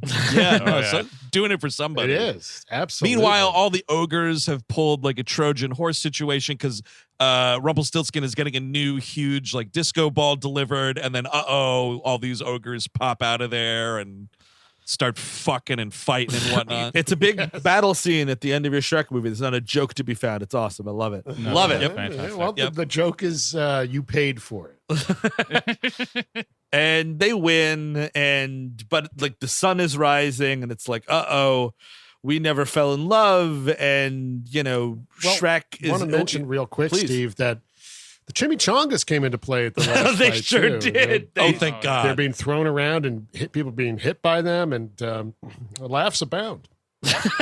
It's true. We didn't forget to bring back classic chimichanga jokes. Chimichangas. Did they say chinchilla too? Did they have another fun word there for the double up? Oh man, that's kind of a mythical beast from a magical forest too, right? Yeah, it's true. Yeah, absolutely. Oh, look at Donkey. Looks like we're gonna have to travel to Walla Walla, Washington. I'm originally from Cucamonga. It's all stupid. What's funny though is while Shrek, like Fiona's like, oh no, the sun's coming up or whatever. Shrek is literally disintegrating in front of our eyes. Oh yeah, Hilarious. Kind of the biggest laugh of the movie. And she kisses him on his way out and he disappears, and then like Too little, too late. and it's kind of great because. And like the reveal is, it's the sun has risen and Fiona's still an ogre, therefore that was true love's kiss. And then everyone starts to realize that their life is ending. Like, oh my God, my reality is being destroyed. Every atom in my body is on fucking fire right now. Yeah, Pinocchio's wandering around. My tummy hurts.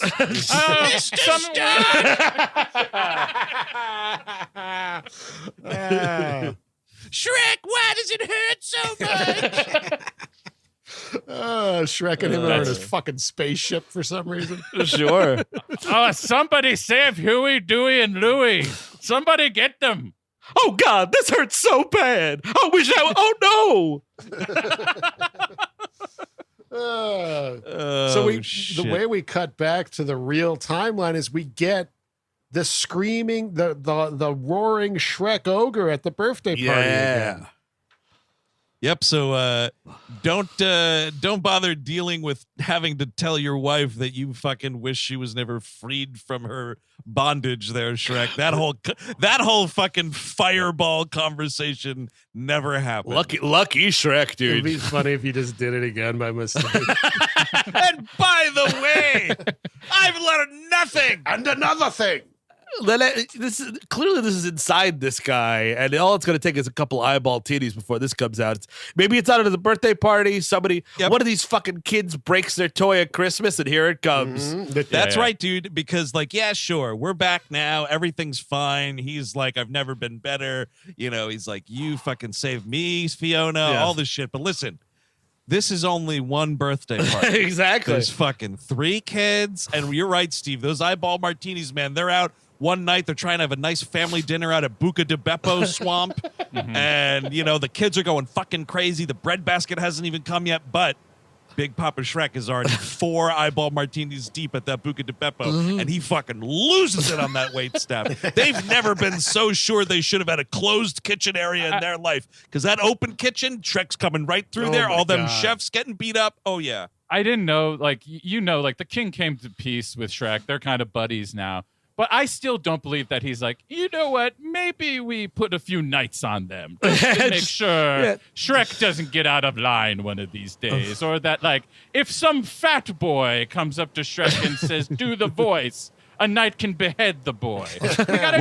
that That'd be cool. things are still running tight with the in-laws, dude, because there is one part, because John Cleese and Julie Andrews do reprise their roles very limitedly. Yeah. But there's one line at the birthday party before the movie kicks into high gear where Shrek you know, everyone thinks Shrek like ate the cake, but it's really the Three Little Pigs. And Julie Andrews fucking, as the mother-in-law out of left field, is just like, oh, well, you know, just because you're an ogre doesn't mean you have to eat like one all the time. And I was like, man, this fucking mother-in-law, Racist, dude. like, they're still fucking riding this guy. Like, it never ends. That's Oh, yeah, one of the the reasons crumbles. he's fucking smashing that cake, dude. Because he thought it was Julie Andrews' face. Oh, and whatever. Like, everything's back to normal. He loves his life again. And then, because this movie thought that someone somewhere is just loving the covers of Believer, one of the worst fucking songs.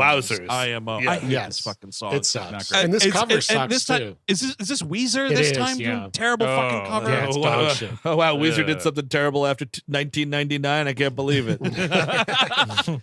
And, you know, they're playing that, and you're just like, what the fuck? The movie kicks into the credits here, and fucking Stevie Wonder, For Once in My Life, starts playing. And I was like, why wouldn't you just end the movie with one of the greatest songs of all time? No. Fucking Weezer has to come in covering Believer. Get out of here. Well, it's better than like getting like whoever the singer for the Vines is to cover that song, which would have been much worse, but not above what they would do. Wasn't I'm a Believer in some of the other movies? Yeah, I I think think it was they're a Smash it's in- Mouth cover, I believe. Oh, Yeah. So we pepped it up for 2010. Okay. Yeah. Yeah. And then you get Maxine Nightingale right back where we started from, another fucking great old tune that's And- way better than Weezer. And much like the movie, they're just spending this whole time reminding you of all the things you love about all these movies, all these little like characters from all the different movies are Yep. showing up in the background. It's a victory And lap. time. Victory Yeah, lap, folks. It's great. Yeah, we're bajillionaires. Thank you. It's so fucking terrible. And that's it. That is Shrek Forever After. It blissfully is 96 minutes long or so. Yeah. I didn't look to see if it's the shortest Shrek movie, by the way. I would like to think that it is. It certainly felt that way. Oh, hold on. Interesting that the movie in question you see was 96 minutes long, but your podcast is significantly longer than that. You're all sentenced as losers herewith. Oh, wow. Actually, I sit corrected here. Shrek 2001, 90 minutes. Ah, Wow. nice. And Shrek 2, 93. 10 minutes of that first one are Macarena jokes. So Yeah. it's really 80 minutes. 2 and 3 are both 93 minutes. This is actually, oh no, well, this says, IMDb says that Shrek Forever After is 93 also. I don't think that's true. Yeah. I think it's at least 96. I think this is think the it's longest 96. Shrek movie, it turns Wow. out. I think it is. Garbage. Garbage all around, folks. But that's the movie. You go around. Final thoughts, and I guess maybe recommendations. I don't know. Chris Cabin. Absolutely fucking not. Never watch this movie. It's a piece of shit. Whoa. It's the same thing with all like franchises that get to this point. Like it's just like, remember all the good stuff? Well, yeah, but do you remember all the good stuff? Like that's essentially the tone of the whole movie, plus some John Cassavetes stuff that was not very convincing. So yeah, no, terrible. Eric's sister. Yeah, the John Cassavetes stuff wasn't very convincing, Chris. He should have thrown a blow at least once or something. Yeah, some drinking, more drinking, I think. See, that's the thing. Is like, remember all the good stuff? No, I don't. I hated every single one of these movies. For some reason, I felt like maybe just this time, the runtime felt maybe it was better paced. I don't know. Maybe we had more action set pieces. I don't know. It didn't feel as painful to me, but it was still very, very painful. So it's obviously a no from me. I detest it. But for some reason, I thought it might have been a little less painful than the first three. I don't know. Maybe I'll be eating my words on that when we recap them all again for part 5, whenever that happens. Eric has a favorite Shrek. That's good. Yeah, what's your Didn't see favorite that Shrek? I'm gonna probably do Puss in Boots count? Sure, why not? I would say Puss in Boots then. Oh, that's right, because we are actually doing this for the sequel of Puss in Boots that comes out this week. by the Oh, way. right. Yeah. So Oh, we're remembering why yeah. we're doing things at the very end. And I think that's another instance of loserdom. It absolutely has to be Puss in Boots because that's the one with the least amount of Shrek in it. You know, that's That's fair. right. That might be my favorite as well. Anyway, I passed the gavel. Steve Sadak. Yeah, I share Eric's what you brought up a lot in this episode, which I share quite a bit, which is this idea: is it worse that there's no jokes because then you're not as angry at the bad ones, or is it better? I kind of think it's worse. I kind of think that like this really loses track of what these movies are supposed to be. I would love to see what Shrek fans think about this, because I think that like the first movie is, you know, a historical artifact, no matter how you cut it. You know what I mean? Yeah. So it's 9/11. That's true. And they both happened the same year, interestingly enough. That's the year that everything went down the toilet. Yeah. But I mean, at least like, you know, like in that movie was a comedy. The point was like, oh, the humor is so sharp, which I disagree with. But like that was like the point. That's what like, you know, Right. And it's just not here. And we just have gone so into the weeds of the marriage drama of this. You know, you just want Shrek fucking wake up. Every day I wake up and I wish you were dead. Yep. You know, I don't need Shrek story. So it's a no for me. Noah Baumbach Shrek. Yeah, no, this is not for me. Did not care for it. Yeah, the absence of jokes, weird, and I guess a little interesting, but not too interesting. I don't know if it works or not. And Eric, I feel like I'm in the boat with you. I don't know what I want. Like, more jokes? Nah, absolutely not. More action and fucking Shrek punching a hole through a wall? No, definitely not. I don't know. I will say, though, it's on Netflix. It runs 2 hours and 10 minutes.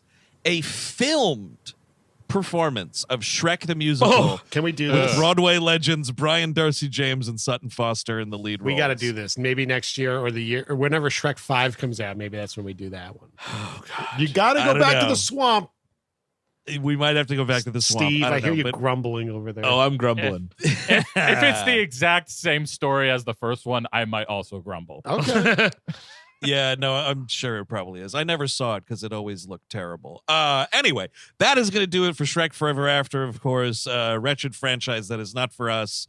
If you like it, hey, that is fantastic. If you want more We Hate Movies, of course, check out patreon.com/We Hate Movies. We got a lot going on there in this beautiful month of September. Of course, a We Love Movies, all about The Lord of the Rings, The Two Towers, which was a fun-ass conversation. The season premiere, of course, us choking down hot dogs, trying to watch Nothing But Trouble. It's been a fucking great month already. Stone Cold, classic new action film, new to me anyway, that I love with all my heart. But on the Patreon specifically, though, I'm talking main feed stuff. But on the Patreon, got a lot more stuff coming out. There's an AD out right now on Tailspin. Steve, is that right? That's right, on Lost Horizons or Last Horizons, whatever the fuck it is. Yes. It's the racist episode that has been taken off Disney Plus, but you can still buy it on Disney XD on YouTube because, you know, the mouse needs that cash. It's a wild jingoistic Tailspin episode, folks. Classic switcheroo right there. And it's a fun, wildly app. I think it's almost 50 minutes long or so. Yes, about Tailspin, and that's another. And then on the we obviously also have the Gleep glossary this month. We're doing Wee Quay, but you know you might not know that character, but we've done tons of other characters you do know, like Emperor Palpatine, Boba Fett, et cetera, that you can get on Patreon and unlock everything we've ever done if you sign up now. Hell yeah. And as for the main feed here, of course, next Tuesday, the show continues. Steve, what movie we'll be chatting about then? We'll be bringing back one of our best old friends, Angelica Jade Bastien, to talk about Disturbing Behavior. I'm so excited. Ooh. I have not seen this movie, but I hear it is a hoot. We're going to high school. You know, actually, we have not done our back to school episode. This is our back to school episode next week. Sure. Yes. Yes, because it's so high schooly and like, what fucking table are you sitting at kind of shit. I'm so excited, and I'm so excited to hear from our friend again. That's right. So until next week, when Angelica Jade Bastien returns to We Hate Movies, I'm Andrew Jupin. Steven Sadak. Eric Siska. Chris Cabin. Take it easy.